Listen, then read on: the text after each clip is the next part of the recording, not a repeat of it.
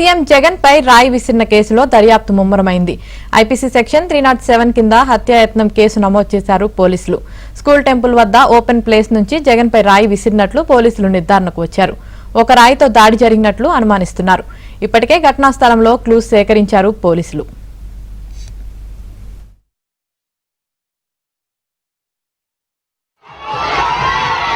అయ్యా అయ్యా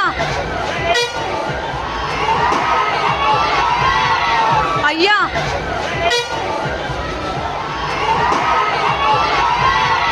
అయ్యా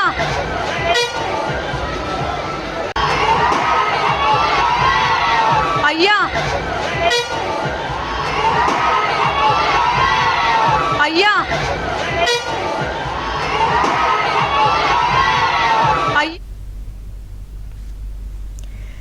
సీఎం జగన్ పై రాయి విసిరిన కేసులో దర్యాప్తు వేగవంతం చేశారు పోలీసులు. దీనికి సంబంధించి మరింత సమాచారం ఏపీ బ్యూరో చీఫ్ రామారావు అందిస్తారు. రామారావు. సీఎం పై రాయి విసిరిన కేసులో పోలీసుల దర్యాప్తు ముమ్మరం అయింది.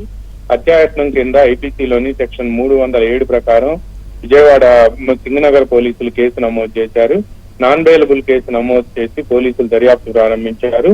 అక్కడ ఉండే స్కూలు, అదే విధంగా అక్కడ ఉండే దేవాలయం మధ్య ఓపెన్ ప్లేస్ నుంచి ఈ దాడి జరిగినట్టు కూడా పోలీసులు నిర్ధారణకు వచ్చారు.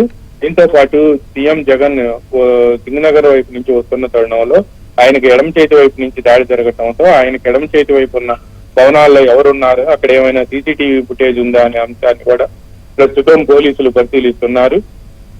ఒక రాయితోనే దాడి జరిగినట్టు పోలీసులు నిర్ధారణకు వచ్చారు. మరో రాయి మాజీ మంత్రి వెల్లంపల్లికి తగిలింది అని కూడా గుర్తించారు. ఇప్పటికే ఘటనా స్థలంలో కొన్ని క్లూస్ ని పోలీసులు సేకరించారు అని చెప్తున్నారు. బట్ ఈ రోజు సాయంత్రం లోపు కూడా రాష్ట్ర సీఈఓ నివేదిక ఇవ్వాలని కోరటంతో పోలీసులు కేసు నమోదైన విషయం, సీఎం కు జరిగిన దాడి, ఆయనకు తగిలిన గాయం, వీటికి సంబంధించి ఒక ప్రాథమిక నివేదికను కేంద్ర ఎన్నికల కమిషన్ రాష్ట్ర సీఈఓకి పంపేందుకు సిద్ధం అవుతున్నారు.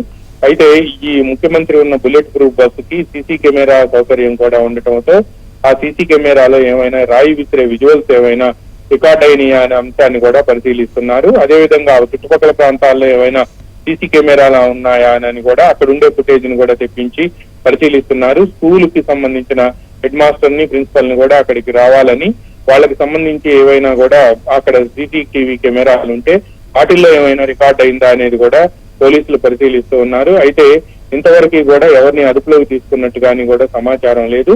అక్కడ ఎక్కువగా గంజాయి బ్యాచ్ ఉంటుంది. ఈ గంజాయి బ్యాచ్ ఏమైనా ఇటువంటి ఆకతాయి పనులకు పాల్పడ్డారా, లేక నేరుగా సీఎం కి వెళ్లి రాయి విసిరే అంత షూట్ చేయటం అంటే క్యాట్ బాల్ తో చేశారని పలువురు చెబుతున్నారు. కానీ అది నిజమా ఒట్టిదా అనేది కూడా తేలాల్సి ఉంది. ఏదేమైనా సీసీటీవీ ఫుటేజ్ దొరికితేనే దీనికి సంబంధించిన దర్యాప్తు మరింత ముందుకు వేగంగా కదిలే అవకాశం ఉంది అని కూడా, ఈ దాడికి ఎవరు పాల్పడ్డారనే అంశం కూడా తేలిపోతుంది అని చెప్పి పోలీసు వర్గాలు అంటున్నాయి. Yamini. Right, thank you Ramarao.